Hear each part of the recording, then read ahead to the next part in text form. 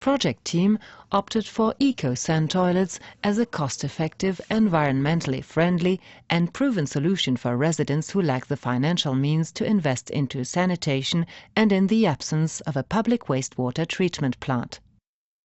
Swiss specialists conducted several workshops among residents as well as representatives of the local government in order to introduce the system.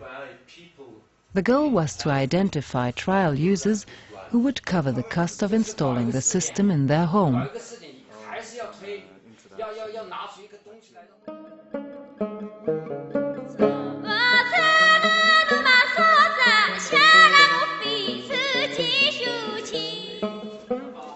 The steering committee agreed that a development strategy for the entire Shaxi Valley was necessary to safeguard both the landscape and the cultural legacy.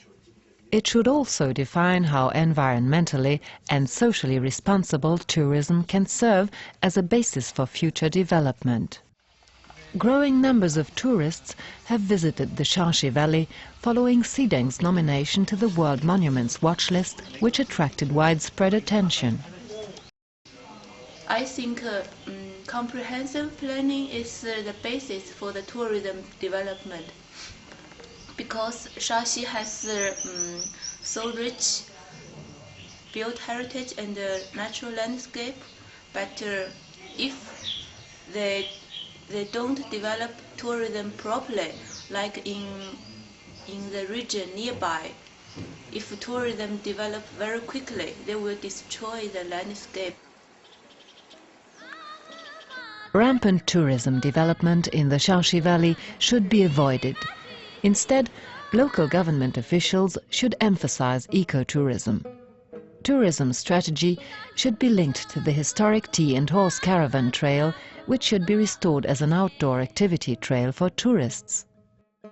The path not only passes by numerous historic and religious sites, it also takes visitors through rice terraces, fields and other villages in the Shaxi Valley, providing insight into local daily existence. An additional goal of the project is to tighten building development controls throughout the valley. To this end, land use plans and construction regulations specific to each locality were devised to safeguard the historic character of the village core. New construction should only be erected where appropriate and must correspond to the existing structures.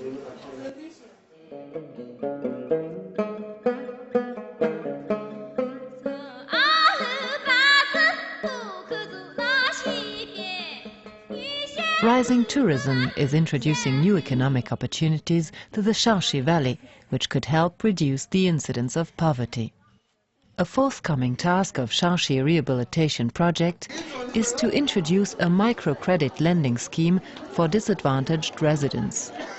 Microcredit should be used by the new Shaxi Valley Preservation and Management Office to increase the acceptance of the proposed cultural heritage and landscape protection measures. Small-scale business operations in ecotourism, organic farming, handicrafts or the service sector should be facilitated. This facilitation should be based on the premise of helping people to help themselves. The participation of women is particularly encouraged in this program. In addition, owners of traditional homes who are unable to afford professional building restoration costs and concurrent home upgrading are also eligible for support.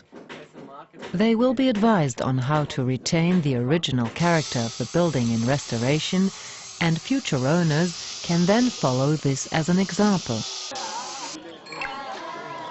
The project also endeavors to promote the culture of the local residents, most of whom are ethnic Bai.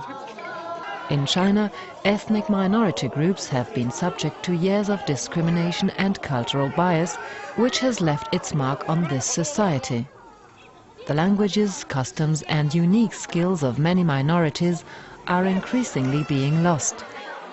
To offset this change in the Shaxi Valley, a museum featuring regional religious practices is to be instituted in collaboration with the local community.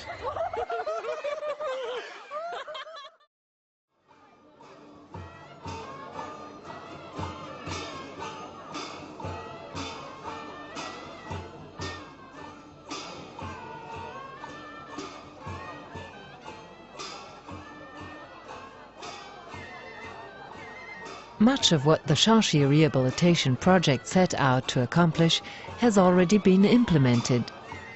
The historic market square and village center have been placed under protection, preventing their destruction. Many buildings have already been restored, including the theater, which is also home to a new museum. 2 traditional wooden guardian kings were repositioned outside of Xinjiao Temple, which resumed its previous function as a place of religious observance. Small businesses retailing local products have reopened in the long-abandoned shops lining the market square. Streets were repaved, street lights were introduced, and sanitary conditions were improved using eco-friendly means. Many local people have benefited from this modern infrastructure. The steering committee decided to celebrate the wealth of their success with an event highlighting the restoration of the market square. Many prominent Chinese and Swiss guests and the local community were invited. The event, which was held in late autumn 2004, brought the project significant national and international attention.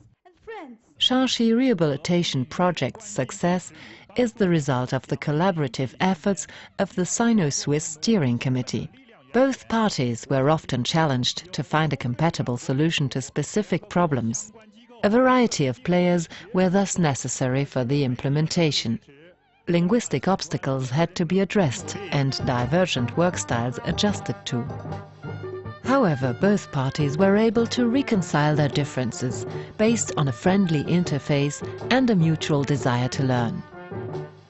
The people of the Shaxi Valley share a promising future. With a sophisticated culture and integral landscape, they are well equipped to overcome the challenges of building a sustainable tomorrow.